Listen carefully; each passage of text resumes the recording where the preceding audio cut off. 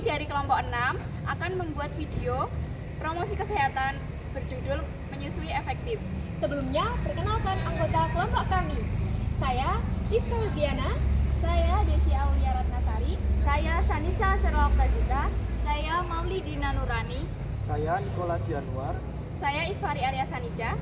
Saya Rodatul Mufidah. Saya Septi Nanda Pratumi. Saya Revina Mekalistia. Berikut adalah video promosi kesehatan kami.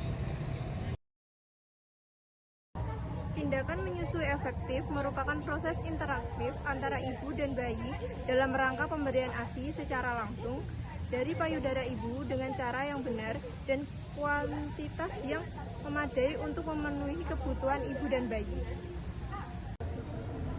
Pada masa neonatus atau bayi baru lahir, ketika menyusui baru dimulai dijalankan, orang tua harus diajarkan mengenai tanda bahwa proses menyusui berjalan dengan baik. Kesadaran akan tanda-tanda ini akan mengajarkan mereka mengenali masalah yang muncul pada bayinya.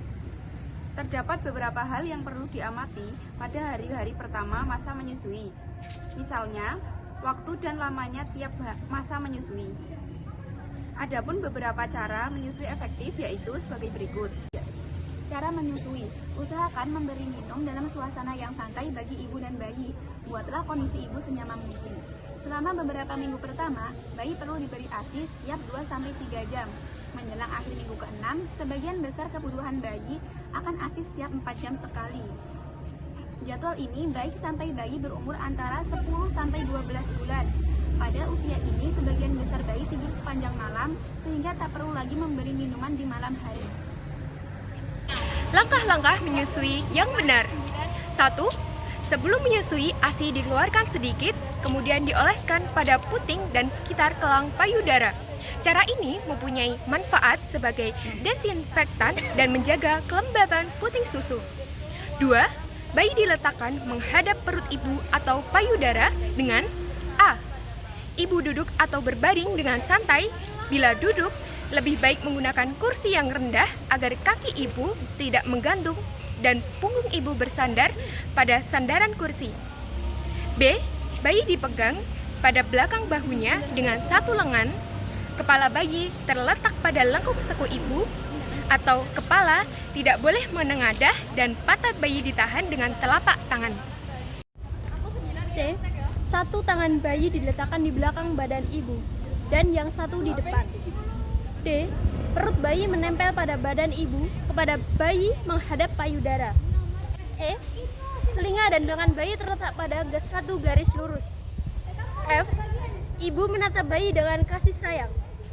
Nomor 3. Payudara dipegang dengan ibu jari di atas dan jari yang lain menimpang di bawah. Jangan menekan puting susu. Nomor 4. Bayi diberi rangsangan agar membuka mulut atau rotting reflex dengan cara A. Menyentuh pipi dengan puting susu atau B. Menyentuh sisi mulut bayi. 6. Melepas isapan bayi. Setelah menyusui pada satu payudara sampai terasa kosong, sebaiknya diganti menyusui pada payudara yang lain. 7. Menyusui berikutnya dimulai pada payudara yang belum terkosongkan. 8. Setelah selesai menyusui, ASI dikeluarkan sedikit, kemudian dioleskan pada puting susu dan area sekitarnya. Biarkan kering dengan sendirinya. Tujuan menyendawakan bayi adalah mengeluarkan udara dari lambung bayi supaya bayi tidak muntah setelah menyusui. Cara menyendawakan bayi. A. Bayi digendong tegak dengan bersandar pada bahu ibu, kemudian punggungnya ditepuk perlahan-lahan. B. Dengan cara melengkupkan bayi di atas pangkuan ibu, lalu usap-usap punggung bayi sampai bayi bersendawa. Oke, untuk yang nomor 5, setelah bayi membuka mulut, dengan cepat kepala bayi diletakkan ke payudara si ibu, serta areola payudara dimasukkan ke mulut bayi. Dengan A, usahakan sebagian besar kalang payudara dapat masuk ke mulut bayi, sehingga puting susu berada di bawah langit-langit dan lidah bayi akan menekan ASI keluar dari tempat penampungan ASI. Yang B, setelah bayi mulai menghisap payudara, tak perlu dipegang atau disanggah. Video promosi kesehatan dari kami. Terima kasih. Wassalamualaikum warahmatullahi wabarakatuh.